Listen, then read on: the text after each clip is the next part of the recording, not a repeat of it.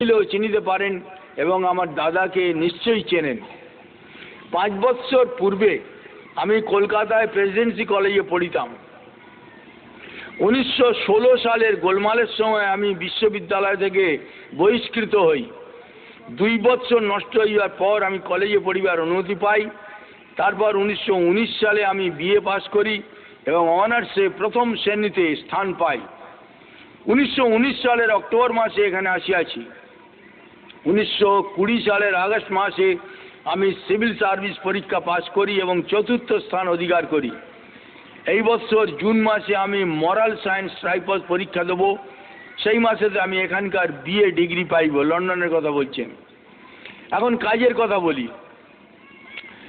সরকারি চাকরি করিবার আমার মোটেই ইচ্ছা নাই। আমি বাড়িতে লিখিয়াছি বাবাকে এবং দাদাকে যে আমি চাকুরি ছাড়িয়া দিতে চাই। আমি এখনো উত্তর পাই নাই। তাদের অনুমতি পাইতে হইলে আমাকে দেখাইতে হইবে যে আমি চাকুরি ছাড়িবার পর সুনির্দিষ্ট কি কাজ করিতে চাই। আমি অবশ্যই জানি যে চাকুরি ছাড়িয়া আমি যদি কোমর বাঁধিয়া দেশের কাজে অবতীর্ণ হই তাহলে করিবার আমার অনেক আছে, যথা জাতীয় কলেজে শিক্ষকতা, পুস্তক ও খবরের কাগজ প্রণয়ন ও প্রকাশ, গ্রাম্য সমিতি স্থাপন, জনসাধারণের মধ্যে শিক্ষা বিস্তার ইত্যাদি। কিন্তু আমি যদি এখন বাড়িতে দেখাইতে পারি যে আমি কি সুনির্দিষ্ট কাজ করিতে ইচ্ছা করি তাহলে বোধহয় চাকুরি ছাড়া সম্বন্ধে অনুমতি সহজে পাইব। আমি যদি তাহাদের অনুমতি লইয়া চাকুরি ছাড়িতে পারি তাহলে বিনা অনুমতিতে কোনো কাজ করিবার আবশ্যকতা নাই। দেশের অবস্থা সম্বন্ধে আপনি সবচেয়ে ভালো জানেন। শুনিলাম আপনারা কলকাতায় এবং ঢাকায় জাতীয় কলেজ প্রতিষ্ঠা করিয়াছেন এবং ইংরাজি ও বাংলায় স্বরাজ পত্রিকা বাহির করিতে চান। এবং আরও শুনিলাম বাংলাদেশের নানা স্থানে গ্রাম্য সমিতি প্রভৃতিও স্থাপন করা হইয়াছে। আমি জানিতে ইচ্ছা করি আপনারা আমাকে এই স্বদেশ সেবার যজ্ঞে কি কাজ দিতে পারেন। আমার বিদ্যা বুদ্ধি কিছুই নাই, কিন্তু আমার বিশ্বাস যে যৌবনোচিত উৎসাহ আমার আছে। আমি অবিবাহিত। লেখাপড়ার মধ্যে আমি ফিলোসফিটা একটু পড়েছি, কারণ কলকাতায় আমার ওই বিষয়ে অনার্স ছিল এবং এখানেও আমি ওই বিষয়ে ট্রাইপলস পড়িতেছি। সিভিল সার্ভিস পরীক্ষার কৃপায় সর্বাঙ্গীন শিক্ষা খানিকটা হইয়াছে, যেমন ইকোনমিক্স, পলিটিক্যাল সায়েন্স, ইংরেজি, ইউরোপিয়ান ইতিহাস, ইংরেজি, আইন, সংস্কৃত এবং ভূগোল। আমি বিশ্বাস করি যে আমি যদি নিজে এই কাজে নামিতে পারি তাহলে আমি এখানকার দু একজন বাঙালি বন্ধুকে আমি এই কাজেও টানিতে পারিব। কিন্তু আমি নিজে যতক্ষণ এই কাজে না নামিতেছি ততক্ষণ কাহাকেও টানিতে পারিতেছি না। এখন আমার দেশে কোন কোন বিষয়ে কাজ আরম্ভ করিবার সুবিধা আছে তা এখান থেকে বুঝিতে পারিতেছি না। তবে আমার মনে হইতেছে যে দেশে ফিরিলে আমি কলেজে অধ্যাপনা এবং পত্রিকা লেখা এই 2 কাজে হাত দিতে পারিব। আমার ইচ্ছা ক্লিয়ার কাট প্ল্যান্স লইয়া চাকুরি ছাড়িতে। তা করিতে পারিলে চাকুরি ছাড়ার পর আমাকে চিন্তার সময় ব্যয় করিতে হইবে না এবং চাকুরি ছাড়ার সঙ্গে সঙ্গেই কর্মক্ষেত্রে নামিতে পারিব। আপনি আজ বাংলাদেশে স্বদেশ সেবাযজ্ঞে প্রধান ঋত্বিক। তাই আপনার নিকট এই পত্র লিখিতেছি। আপনারা ভারতবর্ষে যে আন্দোলনের বন্যা তুলিয়াছেন তার তরঙ্গ চিঠি ও খবরের কাগজের ভিতর দিয়া এখানে আসিয়া পৌঁছিয়াছে। এখানেও তাই মাতৃভূমির আহ্বান শোনা গিয়াছে। অক্সফোর্ড থেকে একজন মাদ্রাজি তাঁর লেখাপড়া আপাতত স্থগিত রাখিয়া দেশে ফিরিয়া যাইতেছেন, সেখানে গিয়ে কাজ আরম্ভ করিবার জন্য। কেমব্রিজের পর্যন্ত কাজ কিছু হয় নাই, যদিও অসহযোগিতা সম্বন্ধে আলোচনা খুব বেশি রকম চলিতেছে। আমার বিশ্বাস যদি কেউ পথ দেখাইতে পারে তাহলে সেই পথ অনুসরণ করিবার লোক এখানে আছে। আপনি বাংলাদেশে আমাদের সেবাযজ্ঞের প্রধান ঋত্বিক। তাই আপনার নিকট আমি আজ উপস্থিত হইয়াছি আমার যৎসামান্য বিদ্যা বুদ্ধি শক্তি ও উৎসাহ লইয়া।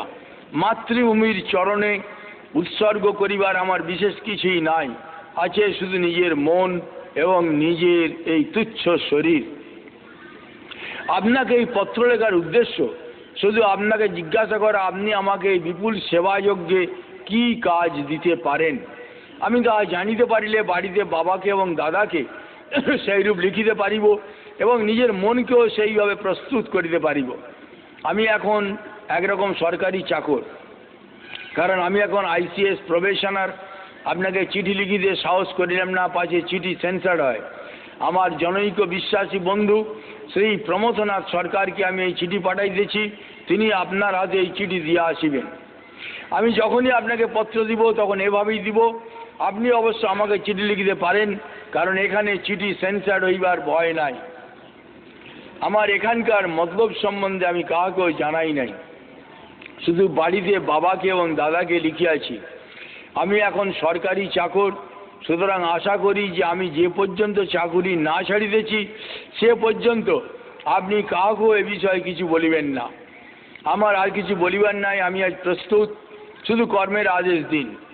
আমার নিজের মনে হয় যে আপনি যদি স্বরাজ পত্রিকা ইংরাজিতে আরম্ভ করেন তাহলে আমি সেই পত্রিকার সাব এডিটোরিয়াল স্টাফে কাজ করিতে পারি।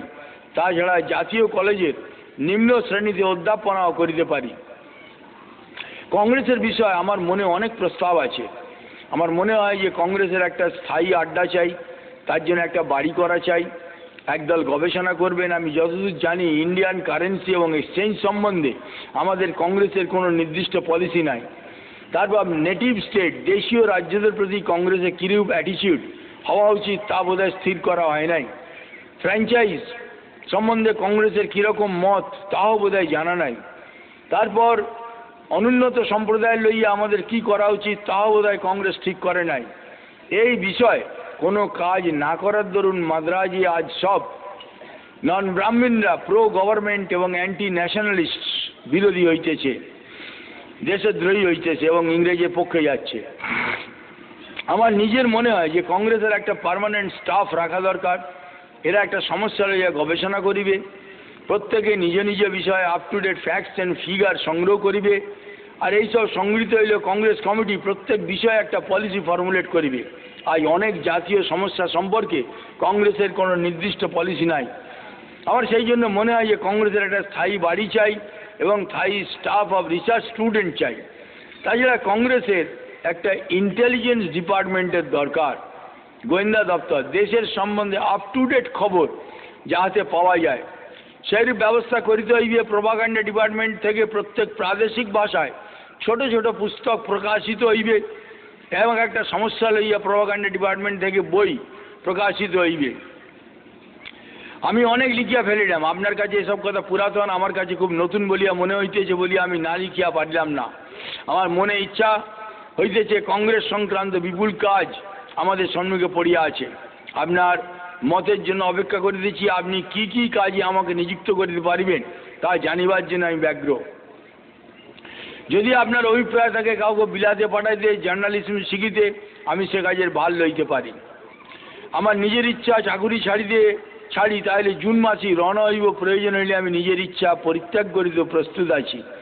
আমার বহুভাষিতা ক্ষমা করিবেন, আশা করি যথাশীঘ্র উত্তর দিবেন। আমার প্রণাম জানিবেন, ইতি প্রণত শ্রী সুভাষচন্দ্র বসু। এবার 2রা মার্চ 1921 চিঠি। তারপরেই কয়েকদিন পূর্বে আপনাকে একটি পত্র দিয়াছি, আশা করি যথাসময় পাইয়াছেন। আপনি বোধহয় শুনিয়া সুখী হইবেন যে আমার এই চাকুরি ছাড়া সম্বন্ধে একদম কৃত সংকল্প। আমার এই অনুরোধ, যে পর্যন্ত আমার চাকুরি ছাড়ার খবর না পাইতেছেন সে পর্যন্ত এ বিষয়ে কাউকে কিছু বলিবেন না। চাকুরি ছাড়িলে আমি জুন মাসের শেষে দেশে ফিরতে ইচ্ছা করি। আমার নিজের কতগুলি মতলব আছে তা আপনাকে জানাইতেছি। জাতীয় কলেজে শিক্ষকতা করিতে পারি, দৈনিক খবরের কাগজ ইংরাজিতে প্রকাশ করিলে এডিটোরিয়ালের কাজ করিতে পারি, রিসার্চ ডিপার্টমেন্ট খোলেন তাতেও আমি কাজ করিতে পারি। কারেন্সি এক্সচেঞ্জ সম্বন্ধে আমাদের কোনো বিশিষ্ট পলিসি নাই। লেবার অ্যান্ড ফ্যাক্টরি লেজিসলেশন সম্বন্ধে আমাদের কোনো বিশিষ্ট পলিসি নাই। ভবঘুরে এবং দরিদ্রদের সম্বন্ধে আমাদের কোনো নির্দিষ্ট পলিসি নাই। স্বরাজ পাইলে আমাদের সংবিধান কীরকম হইবে সে সম্বন্ধে বোধহয় কোনো নির্দিষ্ট পলিসি নাই। আমার নিজের মনে হয় যে লীগ স্কিম একদম পুরাতন হইয়াছে। এখন আমাদের ভারতের সংবিধান তৈরি করিতে হইবে। 1921 সালে বলছেন নেতাজি সুভাষচন্দ্র, তখন বিলেত থেকেই দেশবন্ধুকে চিঠি লিখছেন। আরম্ভই করছেন কোন জায়গায়, একটা গভর্নমেন্ট তৈরি করে যেন কাজ আরম্ভ করছেন। সেই জায়গা থেকে নেতাজি ভারতবর্ষে আসছেন। তিনি বলছেন যে একটা সংবিধান তৈরি করার আগে দরকার। আচ্ছা, জনসাধারণের মধ্যে শিক্ষা বিস্তারের দিক দিয়ে কাজ করবে, আর অনেক সুবিধা আছে। আমার পক্ষে চাকুরি ছাড়া মানে দারিদ্র্যব্রত গ্রতম। আমি কিছু বলিব না, বেতন সম্বন্ধে বলিব না, খাওয়া পড়া চলিলেই যথেষ্ট হইবে। তবে শিক্ষকতা এবং জার্নালিজম বোধহয় আমার মনের মতন কাজ হইবে। আমি যদি বদ্ধপরিকর হইয়া কাজে নামিতে পারি, তাহলে বিশ্বাস আমার সঙ্গে এখানকার দু একজন বাঙালি বন্ধুকেও আমি এই কাজে টানিতে পারি। চাকুরি ছাড়িলে এখানে পাঁচজনে জিজ্ঞাসা করিবে দেশে ফিরিয়া কী করিব, সুতরাং পাঁচজনের কাছে সেলফ জাস্টিফিকেশনের জন্য আমি জানিতে উৎসুক আপনি আমাকে কি কাজ দিতে পারেন। আশা করি আপনি এসব কথা আপাতত গোপন রাখিবেন। আমার প্রণাম জানিবেন। ইতি শ্রী সুভাষচন্দ্র বসু। এরপরে 1921-এ আমরা দেখব যে নেতাজি জুনে যখন ফিরে আসছেন, তখন দেশবন্ধু তাকে একটা চিঠি দিয়েছেন। চিঠি দিয়ে তাকে বলছেন যে দেখুন, আমাদের ভারতবর্ষে গান্ধীজি বলে এক ব্যক্তির আবির্ভাব ঘটেছে, যিনি অসহযোগ আন্দোলন নিয়ে কাজ করতে চাইছেন, এবং সেই হিসেবে এখানকার যারা নেতা তারাও সেই আন্দোলনেতে অংশীদার হচ্ছেন। তা আপনি বিলেত থেকে ফেরবার সময় বোম্বেতে ওই গান্ধীজির সঙ্গে একটু দেখা সাক্ষাৎ করে আসবেন, এবং তার যে মতামত এই অসহযোগ আন্দোলন সম্পর্কে, এগুলো সম্পর্কেও সেখানে দিয়ে নিয়ে আসবেন, তারপরে দিয়ে নিয়ে কথা হবে। তা সম্ভবত এটার মধ্যে আমরা ওই চিঠিটা পাচ্ছি না, যেটা দেশবন্ধু নেতাজিকে দিয়েছিলেন বা দেশবন্ধু গান্ধীজির সম্পর্কে বলেছিলেন ফিরে এসে, সেটা নাই। তবে দেশবন্ধুকে এসে নেতাজি বলেছিলেন যে আমি গান্ধীজির সঙ্গে আলাপ করলাম, কিন্তু ওনার সব কথাই হচ্ছে আড়ো আড়ো, ছাড়ো ছাড়ো, কোনো সুনির্দিষ্ট কোনো কথা উনি বলছেন না, আমার অন্তরের ডাক ইত্যাদি এই সমস্ত কথা বলছেন। তাই কাজে আমি আদৌ সেখানে গান্ধীজির ব্যাপারে সন্তুষ্ট নই। তবে আমি আপনাকে চিনি, আমি আপনার নেতৃত্বে কাজ করতে চাই, তাতে আপনি যাই বলুন তাই মানতে আমি রাজি রয়েছি। এই ছিল গান্ধী সম্পর্কে নেতাজির অভিমত। ভারতবর্ষে ফিরে এসে তখন গান্ধীও ভারতবর্ষে প্রথম এসছেন। আমার জানার দরকার যে 1916 সাল অবধি ভারতবর্ষের রাজনীতিতে গান্ধীজি বলে কোনো ব্যক্তির কোনো অস্তিত্ব ছিল না। 1905-এ বঙ্গভঙ্গ, 1908-এ ক্ষুদিরাম, 1911-এ 12-এ দেশ বিভাগ মিটে গেছে, 12-এ প্রথম বিশ্বযুদ্ধ, 14-এ প্রথম বিশ্বযুদ্ধ শুরু হয়েছে, রাসবিহারীর ইতিহাস ঘটে গেছে, হার্ডিঞ্জের উপরেতে বোমা মারা হয়েছে, গোটা দিল্লিতে পোস্টার পড়েছে যে বাংলা ছেড়ে পালিয়ে এলেও রেহাই নেই। তারপরেতে রাসবিহারী চলে গেছেন। পরবর্তী যুদ্ধের প্রস্তুতিতে জাপান এবং গোটা এশিয়ার পরাধীন জাতিদের সংহত করতে ইউরোপিয়ান শক্তির বিরুদ্ধে এই সময় ভারতবর্ষে আবির্ভূত হচ্ছে বা আমদানি করা হচ্ছে মোহনদাস করমচাঁদ গান্ধী বলে এক ব্যক্তিকে। দক্ষিণ আফ্রিকায় যিনি আফ্রিকানদের আন্দোলনেতে কোনো কিছু অংশগ্রহণ করেননি, সেখানকার ভারতীয়দের আফ্রিকান হিসেবে একই আইনে দেখা হতো। গান্ধীজি এই ভারতীয়দের আফ্রিকান থেকে আলাদা করে ইংরেজের অনুগত একটি গোষ্ঠীতে রূপান্তরিত করেছিলেন, এবং যাতে ভারতীয়রা সেখানেতে ইংরেজের হয়েই কাজ করে বা তারা যাতে কোনো অসুবিধে ভোগ না করে, এই হচ্ছে গান্ধীজি দক্ষিণ আফ্রিকায়। এবং এই প্রথম বিশ্বযুদ্ধে গান্ধীজির আরেকটি ভূমিকা, যেটা আমরা জানি না, আমরা তো অহিংস গান্ধী বলেই জানি যে তিনি অহিংস। এমনিতেও গুজরাটি ছিলেন নিরামিষ খান, সেখানে কাজী হিংসা তার কাছে আশা করা যায় না। কিন্তু এই গান্ধীজির রাজনৈতিক ইতিহাসে সেখানেতে একেবারেতে হিংসায় ভর্তি, সেই ইতিহাস দিয়ে আরম্ভ হচ্ছে গান্ধীর এই অগ্রগমন। দক্ষিণ আফ্রিকায় যখন গান্ধীজি প্রথম বিশ্বযুদ্ধ আফ্রিকায় ছড়িয়ে পড়ছে, তখন বুয়োর বলে একটি উপজাতি ছিল আফ্রিকায়, যারা কিছুতেই কোনো জাতির পরাধীনতা স্বীকার করতে রাজি ছিল না। সে বুয়োরদের বিরুদ্ধে প্রথম বিশ্বযুদ্ধে ইংরেজ সৈন্য অভিযান করে। গান্ধীজি প্রথমে ব্রিটিশ সেনাবাহিনীতে ভর্তি হতে গেছিলেন। যাদের জানা নেই যে ইংরেজের সঙ্গে গান্ধীজির কতটা ঘনিষ্ঠ সম্পর্ক ছিল, তাদের জেনে রাখা দরকার যে তিনি প্রথমে সেই বুয়োরদের বিরুদ্ধে সেই যুদ্ধে ইংরেজ সেনাবাহিনীতে ভর্তি হতে চেয়েছিলেন, কিন্তু তার লম্বা এবং ছাতির মাপে কুলোয়নি ব্রিটিশ সেনাবাহিনীতে ভর্তি হওয়া। তখন ইংরেজরা তাকে অ্যাম্বুলেন্স বাহিনীর সার্জেন্ট মেজর করলো। অ্যাম্বুলেন্স বাহিনী যারা যুদ্ধক্ষেত্র থেকে আহত সমস্ত সৈন্যদের নিয়ে আসবে। এবং সেই যুদ্ধে গান্ধীজি ব্রিটিশ অ্যাম্বুলেন্স বাহিনী নিয়ে ব্রিটিশ সেনাবাহিনী সাহায্য করেছেন, লড়াই করেছেন। এবং সেই যুদ্ধে বুয়োর বলে এই উপজাতিটি সম্পূর্ণ নিশ্চিহ্ন করে দিয়েছিল ইংরেজ। আজকে বুয়োরের কোনো একজন মানুষও বেঁচে নেই। এবং গান্ধীজি সেই রক্তাক্ত ইতিহাসের একজন সঙ্গী, এবং তাকে ব্রিটিশ গভর্নমেন্ট এই যুদ্ধে সহযোগিতা করার জন্যে এবং ভারতবর্ষের পরবর্তী ঘুঁটি হিসেবে তৈরি করার জন্যে তাকে উপাধি দিয়েছিল কাইজার এ হিন্দ। গান্ধীজির সেই সেনাবাহিনীর পোশাক পরা, অর্থাৎ আপনার অ্যাম্বুলেন্স ডিভিশনের পোশাক পরা ব্রিটিশ, তার ছবিও আছে। এবং তাকে উপাধি দিয়েছিল কাইজার এ হিন্দ। কাইজার হচ্ছে জার্মানির স্বৈরাচারী সম্রাটের উপাধি হচ্ছে কাইজার। গান্ধীজিকে ভারতবর্ষের হিন্দের স্বৈরাচারী প্রধান হিসেবে ইংরেজ তখনই চিহ্নিত করে নিয়েছিল। তাই প্রথম বিশ্বযুদ্ধে ইংরেজ তাকে টাইটেল দিয়েছিল কাইজার এ হিন্দ। এবং ভারতবর্ষে তাকে পাঠানো হচ্ছে 1916 সালে, যখন ভারতবর্ষে সশস্ত্র সংগ্রামের আগুন ছড়িয়ে গেছে। ভারতবর্ষের মানুষকে আর দাবিয়ে রাখা সম্ভব নয়। সেই সময় শান্তির ললিত বাণী শোনাতে এবং সহিংস বা সশস্ত্র আন্দোলনকে ভুল পথে পরিচালিত করতে গান্ধীজির আমদানি হয়েছিল ভারতবর্ষে। 1916 সালে এই গান্ধীজিকে পরিচয় করিয়ে দিচ্ছেন বম্বেতে ভারতবর্ষের প্রমুখ ব্যক্তিদের সঙ্গে, এবং ভারতবাসীদের সঙ্গে একটি জনসভা হয়েছিল বম্বে। এবং সেই জনসভায় সভাপতিত্ব করেছিলেন পাকিস্তানের স্রষ্টা, যাকে বলা হয় কায়েদে আজম মোহাম্মদ আলী জিন্না। মোহাম্মদ আলী জিন্না, ব্যারিস্টার জিন্না, গান্ধীর পরিচয় করিয়ে দিচ্ছেন ভারতবাসীর সঙ্গে, ভারতীয় নেতৃবৃন্দের সঙ্গে, যে গান্ধীজি একজন বিরাট নেতা। ইংরেজ তাকে সমীহ করে চলে, এবং গান্ধীজি সেখানে একটি আন্দোলনের নতুন ডাক দিচ্ছেন, অহিংসা সত্যাগ্রহ। অহিংসার ভিতর দিয়ে আসবে, এ হচ্ছে গান্ধীজি প্রথম পরিচয় ভারতবর্ষে মোহাম্মদ আলী জিন্না তিনি পরিচয় করাচ্ছেন। এই সূত্রে কিছুটা জেনে রাখার দরকার, সেই সময় বেশ কিছু বিলেত ফেরত ব্যারিস্টার যারা ইংরেজের ফাইল নিয়ে এখানে দালালি করেছেন এবং পরবর্তীতে নেতাগিরি করেছেন, যারা কেউ কোনোদিন কোর্টে দাঁড়াননি।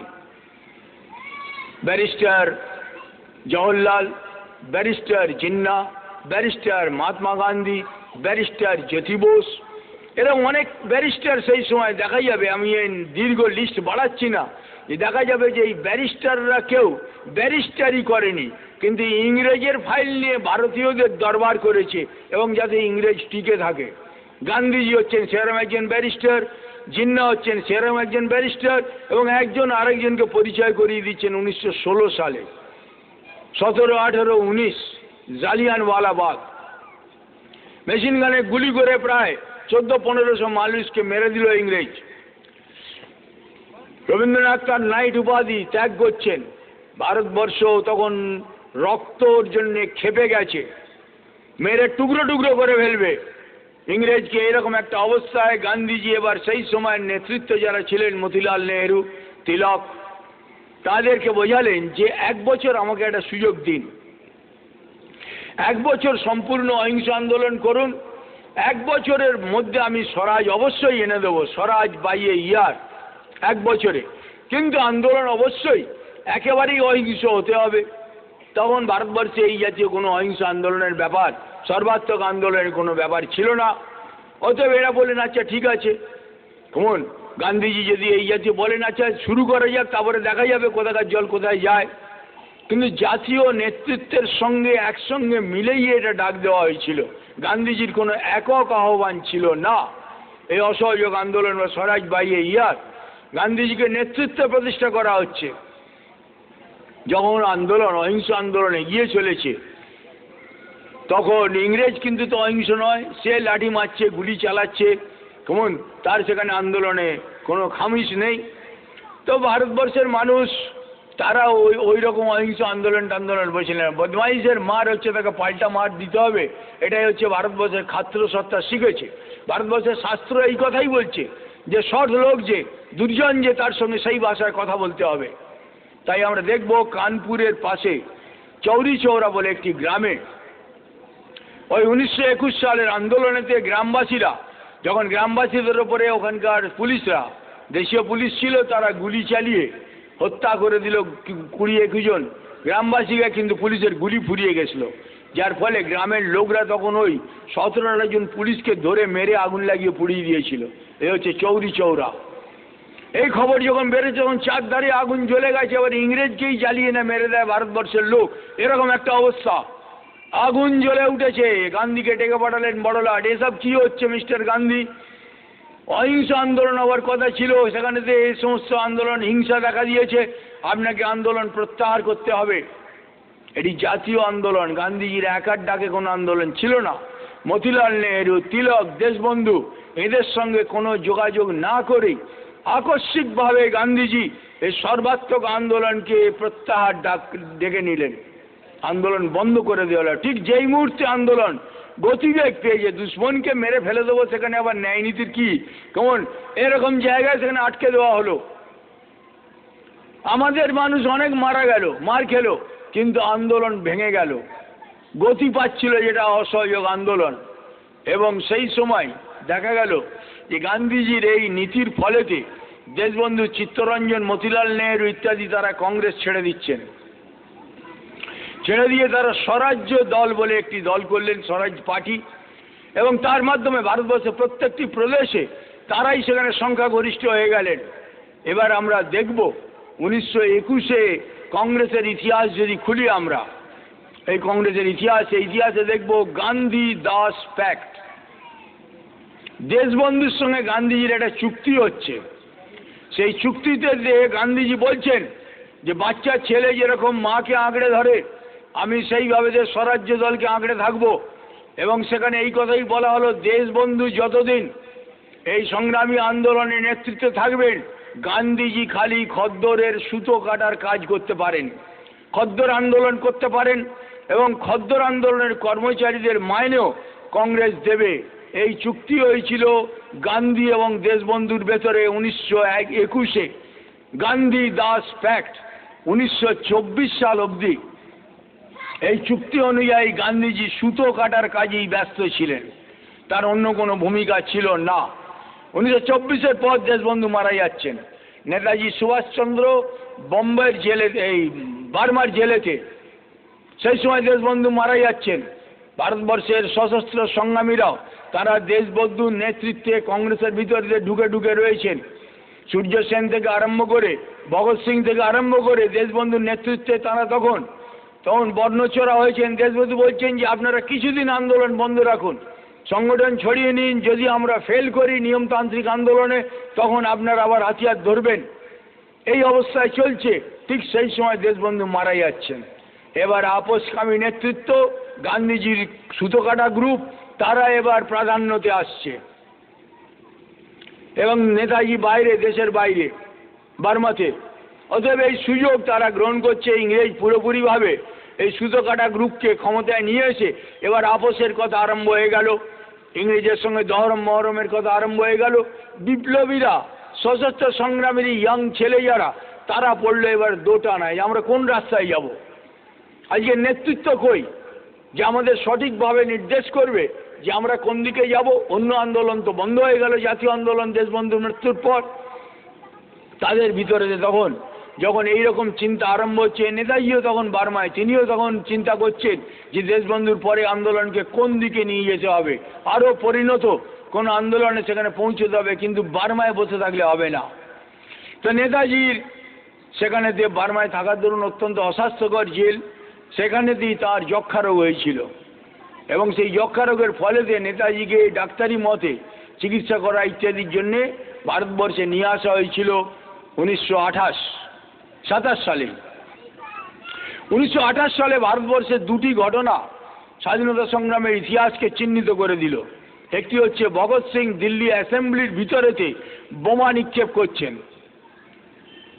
এবং সে বোমা কাউকে হত্যা করার জন্য নয়, হ্যান্ডবিল ছড়িয়ে দেওয়া হলো ভারতবর্ষের বিপ্লবীদের, সশস্ত্র সংগ্রামীদের উদ্দেশ্যে যে তোমাদের মিলিয়ে যাওয়ার কোনো কারণ নেই, বিস্ফোরণের এই শব্দের সঙ্গে সঙ্গে সারা ভারতবর্ষে বিস্ফোরণের পর বিস্ফোরণ ঘটাও এবং এই বিস্ফোরণের মাধ্যমে দিয়ে ইংরেজ ভারতবর্ষ ছেড়ে চলে যাবে, আপোষকামিতার কোনো জায়গা নেই। এই ছিল ভগৎ সিংয়ের দিল্লি অ্যাসেম্বলির ভিতরে ঢুকে বোমা নিক্ষেপ। আজকে বিভিন্ন রাজনৈতিক দল একটা স্লোগান উচ্চারণ করে, ইনকিলাব জিন্দাবাদ। তাদের জিজ্ঞেস করলে তারা বলতে পারবে না যে এই স্লোগানটা কোত্থেকে এসেছিল বা এর মানেটা কি, মানেটা হয়তো বলতে পারবে। ভগৎ সিং প্রথম ভারতবর্ষে মৃত্যুর মুখে দাঁড়িয়ে বিপ্লব দীর্ঘজীবী হোক এই স্লোগান নয়, এটা যুদ্ধের ঘোষণা করেছিলেন, ইনকিলাব জিন্দাবাদ, বিপ্লব দীর্ঘজীবী হোক, অর্থাৎ লড়াই চলছে। এ হচ্ছে ইনকিলাব জিন্দাবাদের ধ্বনি যা ভগৎ সিং উচ্চারণ করেছিলেন এই বোমা নিক্ষেপের সঙ্গে। তার আগে ভারতবর্ষে ইনকিলাব জিন্দাবাদ ছিল না। তাই যারা মনে করেন ইনকিলাব জিন্দাবাদ কমিউনিস্টদের স্লোগান, তারা জানেন না। আর কমিউনিস্ট যারা, তারা যদি মনে করে যে এটা তাদের স্লোগান, তারা মিথ্যে কথা জানে অথবা জানানো হয়েছে। ইনকিলাব জিন্দাবাদ ভগৎ সিং এর শহীদি স্লোগান।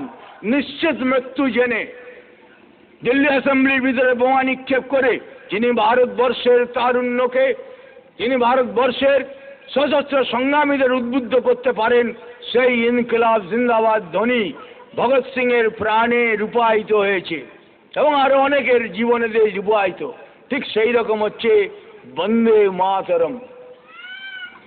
আজকে জাতীয় কংগ্রেস, যুব কংগ্রেস, তৃণমূল কংগ্রেস, অমুক কংগ্রেস, তমুক কংগ্রেস, 101টা কংগ্রেস হয়ে গেছে।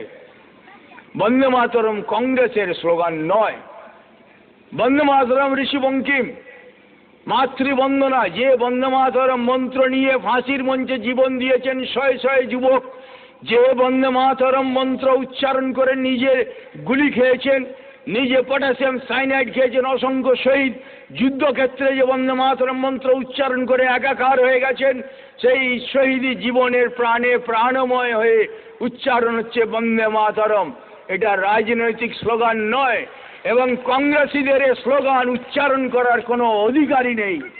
যারা দেশ মাতৃকাকে ভাগ করেছে, এককালে ভারত মাতা বন্দে মাতরম যে মাতৃবন্দনার মন্ত্র, তাকে ভাগ করে আজ মাতৃদেহের গলিত সব লেহন করছে এই কংগ্রেসীরা এবং তার অনুগামী যত রাজনৈতিক দলেরা রয়েছে। এরা কেউ বিচ্ছিন্ন নয়, কেউ বিরোধী পক্ষ নয়।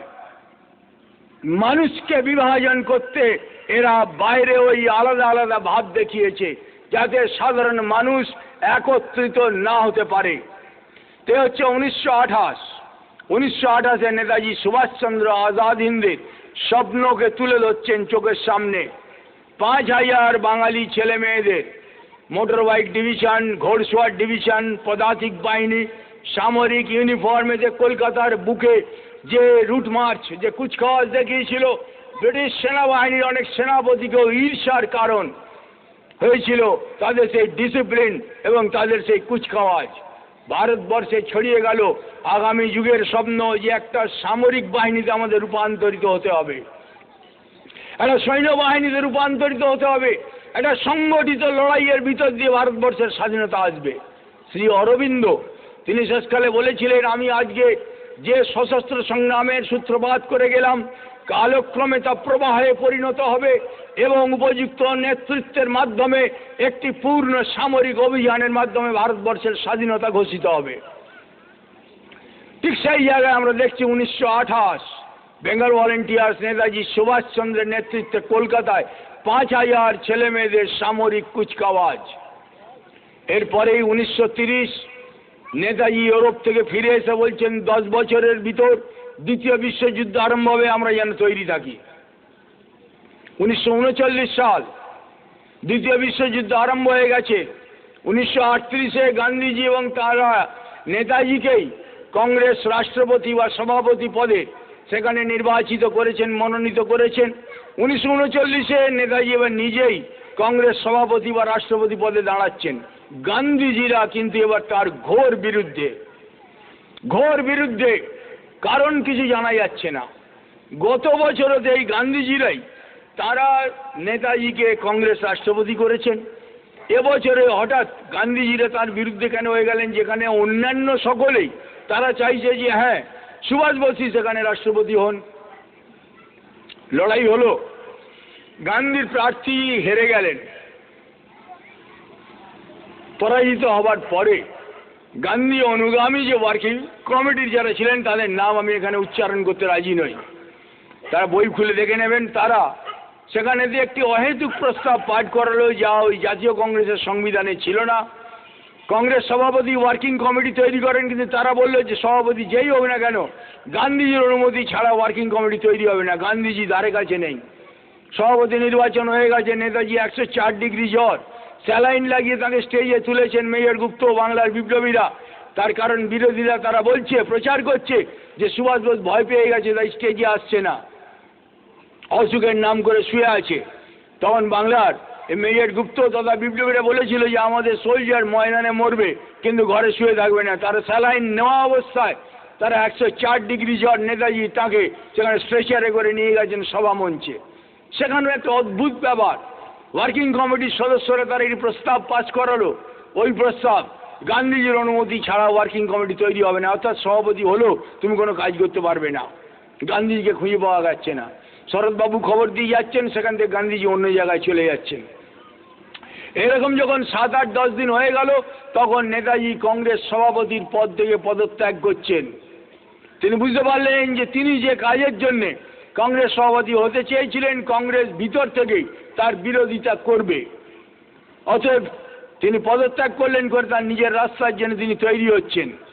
এরপরেই দেখা গেল গান্ধীজিকে কংগ্রেস নেতৃত্বে এবং তার সঙ্গে আমাদের এই সমস্ত কংগ্রেসি যারা ছিলেন তারাও একসঙ্গে মিলে এবার নেতাজিকে কংগ্রেস থেকে বার করে দেওয়া হচ্ছে 6 বছরের জন্যে।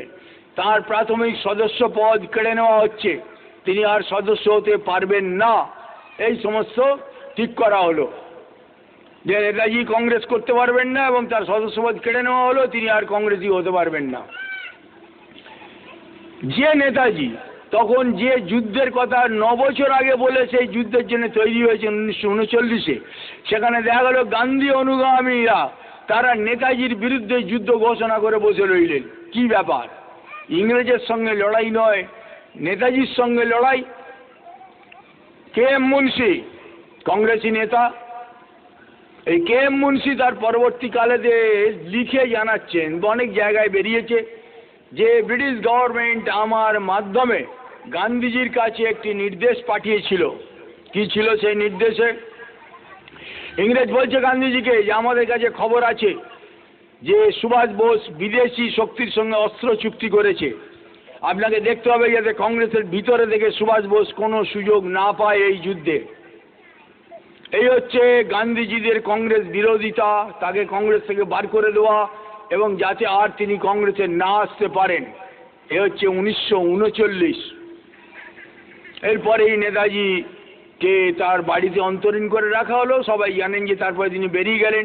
এবার রাসবিহারী বোস ওখানে জাপানের হাতে বন্দী ভারতীয় সৈনিক 60,000 নিয়ে তৈরি হয়ে বসে রয়েছেন, এশিয়ার স্বাধীনতা সংগ্রামীদের নিয়ে নেতাজির হাতে নেতৃত্ব তুলে দিচ্ছেন। আজাদ হিন্দের নেতৃত্ব, এশীয় মুক্তি সংগ্রামের নেতৃত্ব, সশস্ত্র সংগ্রাম, German, Japan, Italy Azad Hind সরকারকে স্বীকৃতি দিচ্ছে। এবার স্বাধীন সরকার আত্মপ্রকাশ করছে আনুষ্ঠানিকভাবেই, কারণ বেআইনি সরকার নয়।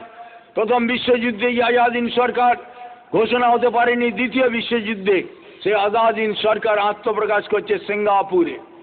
যুদ্ধ ঘোষণা হচ্ছে ব্রিটেন এবং আমেরিকার বিরুদ্ধে। যারা অনেকেই জানে না, পৃথিবীর মধ্যে ব্রিটেন এবং আমেরিকার বিরুদ্ধে সরাসরি যুদ্ধ ঘোষণা করেছিলেন নেতাজি আজাদ হিন্দের সর্বাধিনায়ক ভারতবর্ষের স্বাধীনতার জন্যে। পৃথিবীতে আর কোনো দেশ যুদ্ধ ঘোষণা করেনি ব্রিটেন এবং আমেরিকার বিরুদ্ধে। পরবর্তীকালে 43-এই ব্রিটেন এবং আমেরিকার বিরুদ্ধে যুদ্ধ ঘোষণা করে রয়েছে নেতাজি সুভাষচন্দ্র।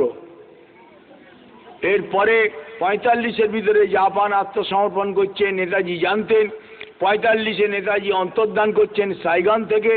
তারপরে এখন আপনারা পড়েছেন যে নেতাজি চলে গেছিলেন রাশিয়া, সেখানে আজাদ হিন্দ হেডকোয়ার্টার ছিল এবং সেখান থেকে ভিয়েতনামের মুক্তি সংগ্রাম যা ছিল, এশীয় মুক্তি সংগ্রাম ফরাসিদের হাত থেকে দখল করে নেওয়া হলো সেখানে এশিয়ান ভূখণ্ড, এবং সেখানে আমেরিকার সামনাসামনি হচ্ছে এশিয়ান ফোর্স 1960।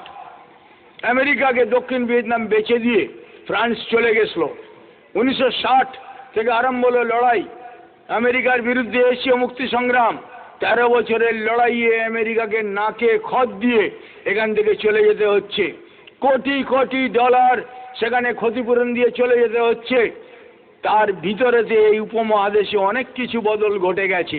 কি কি বদল ঘটেছে? ব্রিটিশ আমেরিকার গাঁট ছড়ার স্বাদের বাগান আস্তে আস্তে শুকোতে আরম্ভ করেছে। প্রথম বলবো বাংলাদেশের কথা। 1971, 1973 সালে আমেরিকা চলে পালিয়ে গেছে। তার মধ্যে 71 সালেই বাংলাদেশ স্বাধীন হয়েছে। একটা দেশ দুবার স্বাধীন হয় না। 70 সাল অবধি পূর্ব পাকিস্তানের স্বাধীনতা দিবস পালন করেছে এই বাংলার লোকেরা। বাংলাদেশের লোকেরা পাকিস্তানের পতাকা উড়িয়েছে। 71 সালেতে তারা পাকিস্তানের বিরুদ্ধে যুদ্ধ ঘোষণা করলো, স্বাধীনতার লড়াই। এবং 71-তে স্বাধীন বাংলাদেশ, বাঙালি জাতির আত্মপ্রকাশ ঘটছে। পৃথিবীর সমস্ত জাতিসংঘ স্বীকার করে নিচ্ছে বাঙালি জাতির এই স্বাধীনতাকে। তাহলে এবার পণ্ডিত লোকেরা বলুন তো, যে 47 থেকে 70 অবধি পাকিস্তানের স্বাধীনতা দিবসটা কোথায় গেল? একটা দেশ নিশ্চয়ই দুবার স্বাধীন হয় না। তাহলে একটা মিথ্যাকে স্বাধীনতা বলে চালানো হয়েছিল দেশ বিভাগ। সেই দেশ বিভাগটা যে মিথ্যা সেটা প্রতিষ্ঠিত করলো স্বাধীন বাংলাদেশ। আর সেই একই সঙ্গে 47-এর 15ই আগস্ট থেকে যে সমস্ত মহাপ্রভুরা এখনো বলে বেড়াচ্ছেন যে ভারত স্বাধীন হয়েছে, ভারত সরকার স্বাধীন সরকার, তাদের পরিণতিও ওই দিকেই চলে যেতে বসেছে। এখানে আগামী দিনে ভারত সরকার, পাকিস্তান সরকার, এই দুটো সরকারের একটারও অস্তিত্ব থাকছে না। দুটো সরকারের একটা সরকারেরও অস্তিত্ব থাকছে না।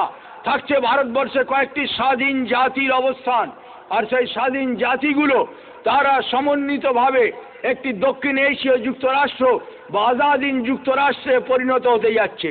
সাউথ এশিয়া সার্ক, যেটা ইতিমধ্যেই নেতাজি আজাদিনদের তার যে সেক্রেটারিয়েট, তার যে প্রশাসনিক কেন্দ্র নেপালের কাঠমান্ডুতে প্রতিষ্ঠিত করেছেন। 1983 সাল থেকে আজাদিনদের এই প্রশাসন কাজ করছে নেপালের কাঠমান্ডুতে সার্কের নামে, দক্ষিণ এশীয় সংগঠন, যেখানে ভারত, পাকিস্তান, বাংলাদেশ, শ্রীলঙ্কা, নেপাল, ভুটান এবং মালদ্বীপ 7টি সরকারের প্রশাসন একই সঙ্গে কাজ করছে। এখানে কোনো রাজনৈতিক নেতৃত্বের অবকাশ নেই তাদের এই নীতি নির্ধারণের ব্যাপারে। ঘটনা এত দূর অবধি চলে এসেছে। এর মাঝখানে বিরাট ইতিহাস। সেই ইতিহাসের দিকে এখন যাব না। ইতিমধ্যে আমরা বহু জায়গায় সেই ইতিহাস ব্যক্ত করেছি। এবার আমরা পৌঁছতে যাচ্ছি যে জায়গায়, সেই জায়গাটা হচ্ছে যে মুক্তি, যে যুদ্ধ ঘোষণা করা হলো, যে স্বাধীনতার যুদ্ধ ঘোষণা করা হয়েছিল, সেই স্বাধীনতা যুদ্ধের পরিণতিতে আমরা প্রায় পৌঁছে গেছি। অর্থাৎ বিজয় ঘোষণা হতে চাচ্ছে ভারতবর্ষ তথা এশিয়া তথা পৃথিবীর মানুষের। রাসবিহারী বসু আগেই বলেছিলেন, ভারতের মুক্তি পৃথিবীর মানুষের মুক্তির সংগ্রাম। ঠিক সেই জায়গাতে আমরা পৌঁছচ্ছি। আজকে ব্রিটিশ আমেরিকাকে কেন্দ্র করে সারা পৃথিবীতে সমস্ত দেশের মানুষ, বড় ছোট যারাই ছিল, তারা আজকে সংঘবদ্ধ, একত্রীভূত হয়ে গেছে নেতাজি সুভাষচন্দ্রের নেতৃত্বে এবং শক্তিতে। সেখানে আমরা মোটেই কমজোর নই, তার প্রমাণ আমরা রেখেছি। আজকে প্রকাশ্যে কথা আমরা বহু আগে থেকে বলছি যে লাদেন, সাদ্দাম হোসেন ঘুরে লাভ নেই, এদিক ওদিক ঘুরে লাভ নেই। যে পরমাণু বোমা বিস্ফোরণ আমরা করেছি 97-98-তে, যে 97-তে রাষ্ট্রসংঘ ঘোষণা করেছে নেতাজি যুদ্ধ অপরাধী নয়, যে 97 4 আগস্ট সুপ্রিম কোর্ট বলেছে ভারত সরকার নেতাজির মৃত্যুর কোনো প্রমাণ দিতে পারিল না। 50 বছর ধরে এই ভারত সরকার নেতাজিকে মৃত বলে গেছে। আর ভারত সরকার মানে যে কটা রাজনৈতিক দল আমাদের সামনে আছে, এই সব কটা দল নিয়ে ভারত সরকার। এবং এদের ইতিহাস হচ্ছে যে যুদ্ধের সময় কংগ্রেস কমিউনিস্ট তারা সরাসরিভাবে ইংরেজকে সাহায্য করেছে, আর কংগ্রেস কমিউনিস্টের পেট থেকেই তার পরবর্তী রাজনৈতিক দলগুলোর জন্ম হয়েছে। এবং তারা সেখানে এই ভারত সরকারকে স্বাধীন সরকার বলে টিকিয়ে রাখার জন্য একটি আপ্রাণ ব্যাপারে তারা মশগুল রয়েছে, একটা মিথ্যাকে কতদিন টিকিয়ে রাখা যায়। তো সেই ইতিহাসই হচ্ছে এইখানে। তো যখন 97 সালেতে ভারত সরকারের ঘোষণা সুপ্রিম কোর্ট বাতিল করে দিল, বলে ভারত সরকার কোনো প্রমাণ দিতে পারলেন, এবং একথা বলল ভবিষ্যতে যদি কেউ নেতাজি মারা গেছে প্রচার করতে চায় তাহলে আগে যেন কোর্টে এসে প্রমাণটা দিয়ে যায়, তা না হলে আদালত অবমাননার দায়ে তাকে ধরে জেলখানায় ঢুকিয়ে দেওয়া হতে পারে। যারা নেতাজি মরে গেছে এখনো যারা বলতে চান তারা ঘরের ভিতরে বলুন, তারা ঘরের ভিতরে বিকারের রুগী যেরকম বকে সেই রকম বকুন, কিন্তু খোলা বাজারে নেতাজি মরে গেছে বলতে গেলে বিপদের সম্ভাবনা রয়েছে। কেন ছেলেপেলেরা আইন বুঝবে না, তারা সেখানে একটাই বোঝে যে মূর্খস্য লাঠ্যৌষধম, অর্থাৎ মূর্খের জন্যে সেখানে ডান্ডাই হচ্ছে তার একমাত্র ওষুধ।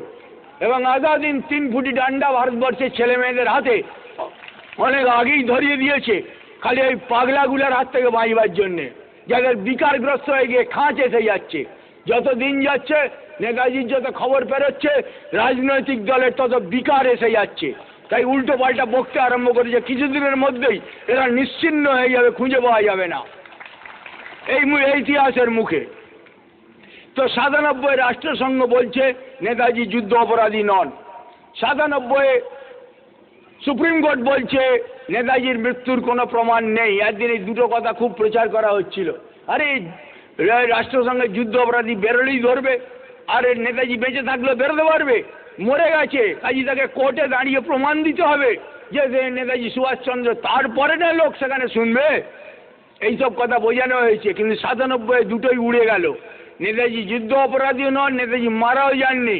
47-এর 15ই আগস্ট থেকে 97-এর 4 আগস্ট 50 বছর এই সরকারটা, এই যে ভারত সরকার যাদের বলা হচ্ছে, আর এই ভারত সরকারের যারা আঙ্গপাঙ্গ সাঙ্গ কেমন, এরা 50 বছর ধরে দেশের লোককে মিথ্যে কথা বলে এসছে, আমাদের সঙ্গে আমাদের জাতির সঙ্গে বিশ্বাসঘাতকতা করে এসছে, নেতাজির সঙ্গে ষড়যন্ত্র করে আসছে, যাতে আলটিমেট লড়াই ব্রিটিশ আমেরিকার কাছে তিনি পরাজিত হন, জিততে না পারেন, এবং ব্রিটিশ আমেরিকা যাতে জিতে যায়। এরা এই ভারত সরকারের দলবল যারা, এদের কথা বলছি। সেই 47-এর 15ই আগস্ট, এই 47-এর 15ই আগস্ট থেকে 97-এর 4 আগস্ট গিয়ে ফেঁসে গেল জওহরলালের ঢোল। হ্যাঁ, যারা বলছিল নেতাজি বেঁচে গেছে বাজাচ্ছিল, আর নেতাজিকে মরা বলা যাবে না। 98 সালে গান্ডিবের টঙ্কার, 12 বছর বনবাস, 1 বছর অজ্ঞাতবাসের পর অর্জুন এবং পাণ্ডবদের অস্তিত্ব প্রকাশ পেয়েছিল। বিরাট রাজার গরু যখন নিয়ে লুট করে কৌরবরা চলে যাচ্ছিল, তখন অর্জুন সেখানে সারথি সেজে বিরাট রাজার ছেলেকে সামনে রেখে সে লড়াই করে গরু নিয়ে চলে এসেছিল, এবং সেইখানে তো এই গান্ডিবের আওয়াজ শুনে দুর্যোধনরা খুব লাফিয়েছিল। এই তো 13 বছর হওয়ার আগে জানা গেছে, তাহলে আবার 12 বছর বনে পাঠাতে হবে এদের, এই তো অর্জুনের গান্ডিবের আওয়াজ। কিন্তু দেখা গেল যে টাইম পেরিয়ে গেছে, তারপরেই সেখানে গেছে, তারপরে হচ্ছে কুরুক্ষেত্র। তো সেরকম গান্ডিবের টঙ্কার হচ্ছে ভারত পাকিস্তান মিলিয়ে 12টা পরমাণু বোমার বিস্ফোরণ 98 সালেই, যখন নেতাজি আর যুদ্ধ অপরাধীও নন এবং আইনের চোখে তিনি আর মৃতও নন। এবার চলে আসছে সেই জায়গায় 12টি পরমাণু বোমার বিস্ফোরণ ঘটছে এই উপমহাদেশে, কিন্তু বাজার ঠান্ডা, কোনো গরমাগরমি নেই ভারত পাকিস্তানে। ভারতীয় সেনাবাহিনী প্রধান বলছেন পাকিস্তান যত খুশি পাঠাক, ভারতের সঙ্গে পাকিস্তানে কোনো যুদ্ধ হবে না।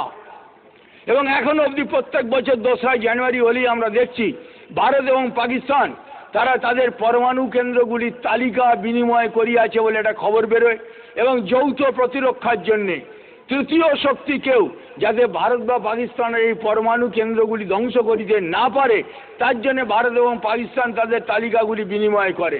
যখন বাজপেয়ীর আমলে মুখোমুখি দাঁড়িয়ে রয়েছে ভারত পাকিস্তান সৈন্য, তখনও এই পরমাণু কেন্দ্রের তথ্য বিনিময় ভারত এবং পাকিস্তান করেছে।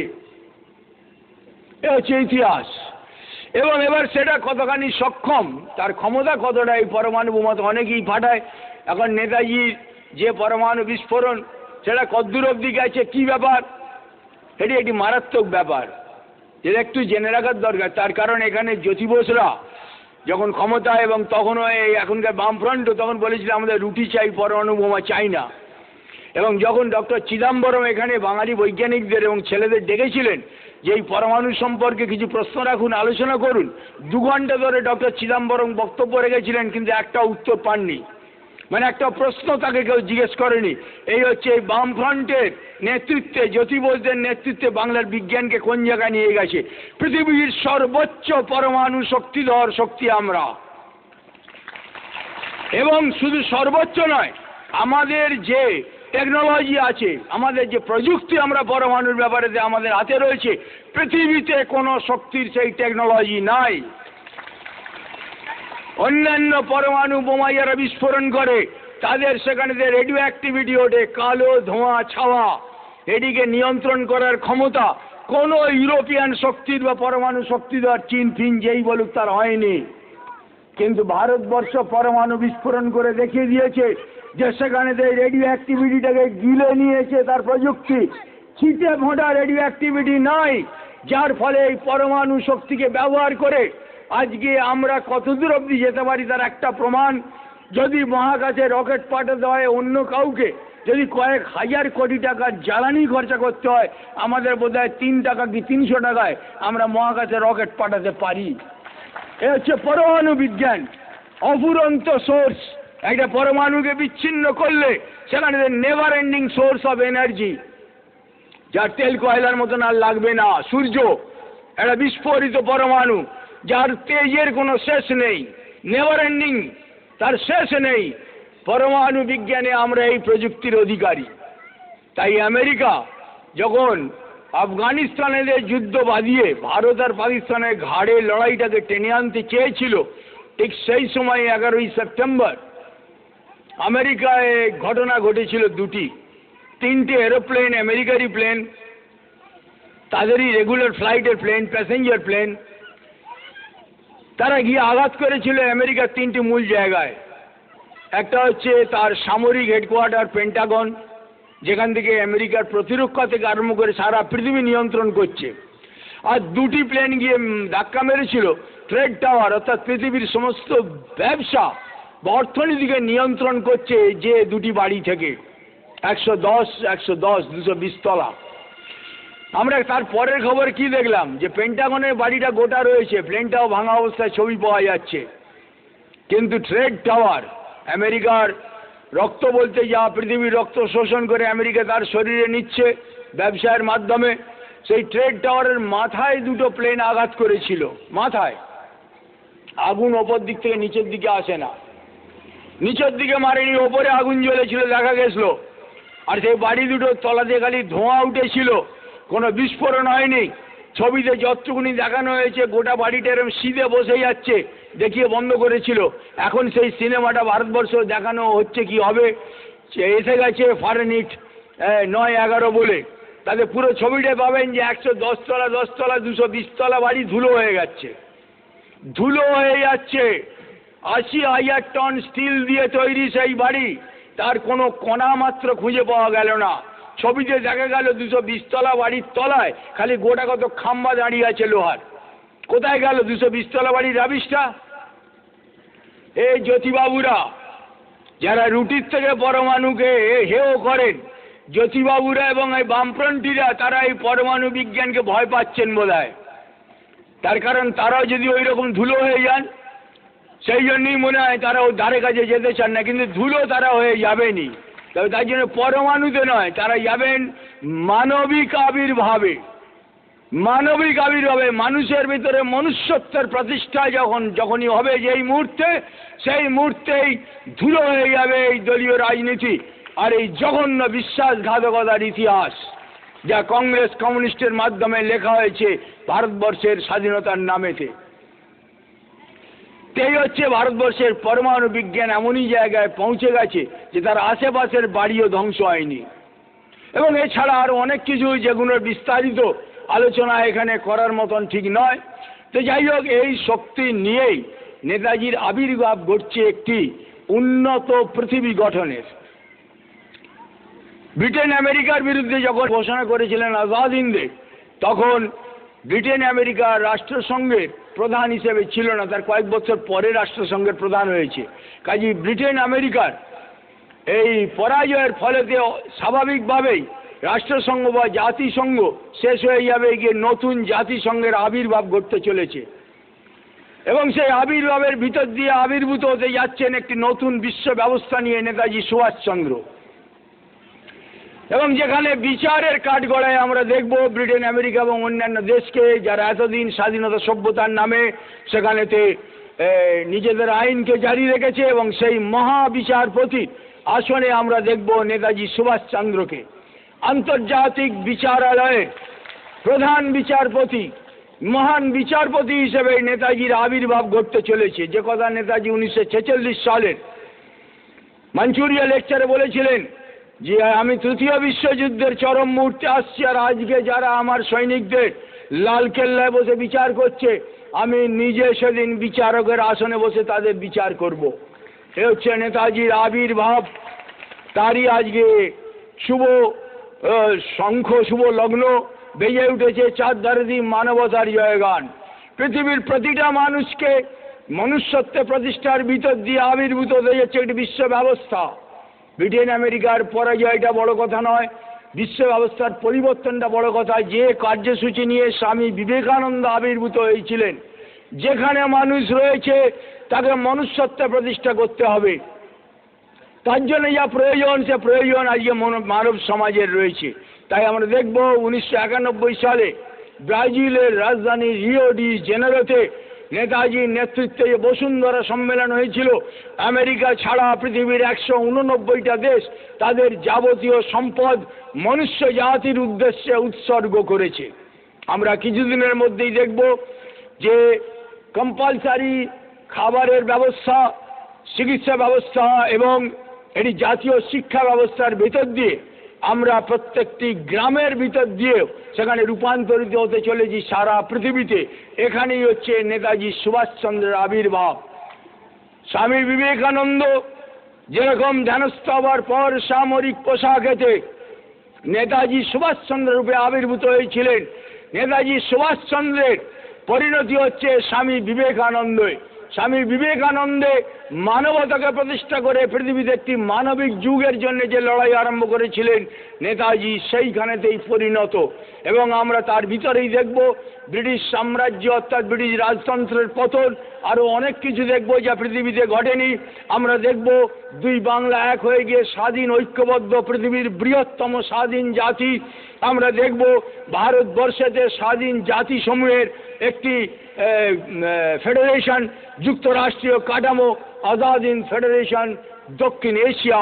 ইতিমধ্যে সার্কের মাধ্যমে নেপালেতে তার সচিবালয় করে নেতাজি সুভাষচন্দ্র ইতিমধ্যেই সেখানে সক্রিয় আছেন। সেই দিকে লক্ষ্য রেখেই আমরা আমাদের গ্রাম থেকে আমরা আরম্ভ করব আমাদের পরবর্তী রূপান্তর। জয় বাংলা, জয় হিন্দ। এবারে আমি আমাদের স্বেচ্ছাসেবক যে ধর্ম, এই স্বেচ্ছাসেবক ধর্ম সম্পর্কে আমি নেতাজির ভাষায় কিছু কথা বলতে চাই, আমাদের লক্ষ্য উদ্দেশ্য সম্পর্কে। নেতাজি যেটা বলেছিলেন অনেক আগে, তখন তিনি নিজেও তরুণ, 1330 সালে তরুণের স্বপ্ন, এটি ছাত্র সমাবেশে নেতাজি এই ভাষণ বক্তব্য রেখেছিলেন। আমরা এই পৃথিবীতে জন্মগ্রহণ করিয়াছি একটা উদ্দেশ্য সাধনের নিমিত্ত, একটা বাণী প্রচারের জন্য, আলোকে জগৎ উদ্ভাসিত করিবার জন্য।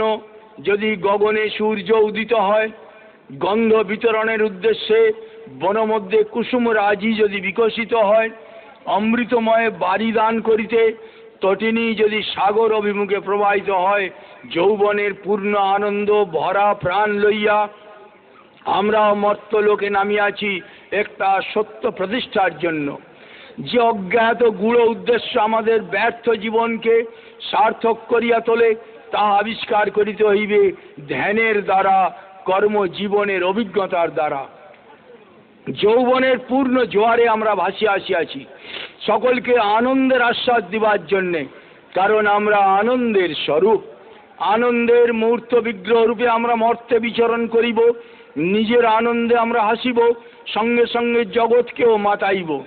আমরা যেদিকে ফিরিব নিরানন্দের অন্ধকার লজ্জায় পলায়ন করিবে। আমাদের প্রাণময় স্পর্শের প্রভাবে রোগ শোক তাপ দূর হইবে। এই দুঃখ সংকুল বেদনাপূর্ণ নরলোকে আমরা আনন্দ সাগরের বান ডাকিয়া নিব। আশা উৎসাহ ত্যাগ ও বীর্য লইয়া আমরা আসিয়াছি। আমরা আসিয়াছি সৃষ্টি করিতে, কারণ সৃষ্টির মধ্যেই আনন্দ। তনু মন প্রাণ বুদ্ধি ঢালিয়া দিয়া আমরা সৃষ্টি করিব। নিজের মধ্যে যাহা কিছু সত্য, যাহা কিছু সুন্দর, যাহা কিছু শিব আছে, তাহা আমরা সৃষ্ট পদার্থের মধ্যে ফুটাইয়া তুলিব। আত্মদানের মধ্যে যে আনন্দ, সে আনন্দে আমরা বিভোর হইব। সেই আনন্দের আস্বাদ পাইয়া পৃথিবীও ধন্য হইবে। কিন্তু আমাদের দেওয়ার শেষ নাই, কর্মেরও শেষ নাই। যত দেব প্রাণ বহে যাবে প্রাণ, ফুরাবে না আর প্রাণ। এত কথা আছে, এত গান আছে, এত প্রাণ আছে মোর, এত সুখ আছে, এত স্বাদ আছে, প্রাণ হয়ে আছে ভোর। অনন্ত আশা, অসীম উৎসাহ, অপরিমেয় তেজ, অদম্য সাহস লইয়া আমরা আসিয়াছি। তাই আমাদের জীবনের স্রোত কেহ রোধ করিতে পারিবে না। অবিশ্বাস ও নৈরাশ্যের পর্বতরাজি সম্মুখে আসিয়া দাঁড়াক, অথবা সমবেত মনুষ্য জাতির প্রতিকূল শক্তি আমাদের আক্রমণ করুক, আমাদের আনন্দময়ী গতি চিরকাল অক্ষুণ্ণই থাকিবে। আমাদের একটা বিশিষ্ট ধর্ম আছে, সেই ধর্মই আমরা অনুসরণ করি। যাহা নূতন, যাহা সরস, যাহা অনাস্বাদিত, তাহারই উপাসক আমরা। আমরা আনিয়া দিই পুরাতনের মধ্যে নূতনকে, জড়ের মধ্যে চঞ্চলকে, প্রবীণের মধ্যে নবীনকে এবং বন্ধনের মধ্যে অসীমকে। আমরা অতীত ইতিহাসলব্ধ অভিজ্ঞতা সবসময় মানিতে প্রস্তুত নই। আমরা অনন্ত পথের যাত্রী বটে, কিন্তু আমরা অচেনা পথই ভালোবাসি। অজানা ভবিষ্যৎ আমাদের নিকট অত্যন্ত প্রিয়। আমরা চাই the right to make blunder, অর্থাৎ ভুল করিবার অধিকার। তাই আমাদের স্বভাবের প্রতি সকলের সহানুভূতি নাই। আমরা অনেকের নিকটেই সৃষ্টি ছাড়া এবং লক্ষ্মী ছাড়া। ইহাতেই আমাদের আনন্দ, এখানেই আমাদের গর্ব। যৌবন সর্বকালের সর্বদেশের সৃষ্টি ছাড়া লক্ষ্মী হারা। অতৃপ্ত আকাঙ্ক্ষার উন্মাদনায় আমরা ছুটিয়া চলি। বিজ্ঞের উপদেশ শুনিবার পর্যন্ত আমাদের অবসর নাই।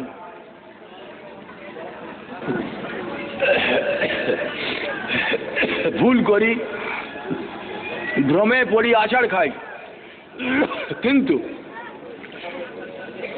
কিছুতেই আমরা উৎসাহ হারাই না বা পশ্চাৎপদ হই না। আমাদের তাণ্ডব লীলার অন্ত নাই, কারণ আমরা অবিরাম গতি। আমরা এই দেশে দেশে মুক্তির ইতিহাস রচনা করিয়া থাকি।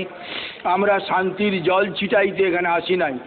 বিবাদ সৃষ্টি করিতে, সংগ্রামের সংবাদ দিতে, প্রলয়ের সূচনা করিতে আমরা আসিয়া থাকি। যেখানে বন্ধন, যেখানে গোঁড়ামি, যেখানে কুসংস্কার, যেখানে সংকীর্ণতা, সেখানেই আমরা উঠার হস্তে উপস্থিত হই। আমাদের একমাত্র ব্যবসায় মুক্তির পথ চিরকাল কণ্টকশূন্য রাখা, যেন সে পথ দিয়া মুক্তির সেনা অবলীলাক্রমে গমনাগমন করিতে পারে। মনুষ্য জীবন আমাদের নিকট একটা অখণ্ড সত্য। সুতরাং যে স্বাধীনতা আমরা চাই, যে স্বাধীনতা ব্যতীত জীবন ধারণী একটা বিড়ম্বনা, যে স্বাধীনতা অর্জনের জন্য যুগে যুগে আমরা হাসিতে হাসিতে রক্তদান করিয়াছি, সে স্বাধীনতা সর্বতোমুখী। জীবনের সকল ক্ষেত্রে সকল দিকে আমরা মুক্তির বাণী প্রচার করিবার জন্য আসিয়াছি। কি সমাজনীতি, কি অর্থনীতি, কি ধর্মনীতি, জীবনের সকল ক্ষেত্রে আমরা সত্যের আলোক, আনন্দের উচ্ছ্বাস ও উদারতার মৌলিক ভিত্তি লইয়া আসিতে চাই। অনাদিকাল হইতে আমরা মুক্তির সঙ্গীত গাইয়া আসিতেছি। শিশুকাল হইতে মুক্তির আকাঙ্ক্ষা আমাদের শিরায় শিরায় প্রবাহিত। জন্মিয়া মাত্র আমরা যে কাতর কণ্ঠে ক্রন্দন করিয়া উঠি, সে ক্রন্দন শুধু পার্থিব বন্ধনের বিরুদ্ধে বিদ্রোহ জানাইবার জন্য। শৈশবে ক্রন্দনই আমাদের একমাত্র বল থাকে। যৌবনের দ্বারদেশে উপনীত হইলে বাহু এবং বুদ্ধি আমাদের সহায় হয়। আর এই বুদ্ধি ও বাহুর সাহায্যে আমরা কি না করিয়াছি! ফিনিশিয়া, সিরিয়া, ব্যাবিলনিয়া, মিশর, গ্রিস, রোম, তুরস্ক, ইংল্যান্ড, ফ্রান্স, জার্মানি, রাশিয়া, চীন, জাপান, হিন্দুস্তান, যে কোনো দেশের ইতিহাস পড়িয়া দেখো, দেখবে যে ইতিহাসে প্রত্যেক পাতায় আমাদের কীর্তি জ্বলন্ত করে লেখা আছে। আমাদের সাহায্যে সম্রাট সিংহাসনে আরোহণ করিয়াছেন, আবার আমাদের এই অঙ্গুলি সংকটে সভয়ে সিংহাসন ত্যাগ করিয়া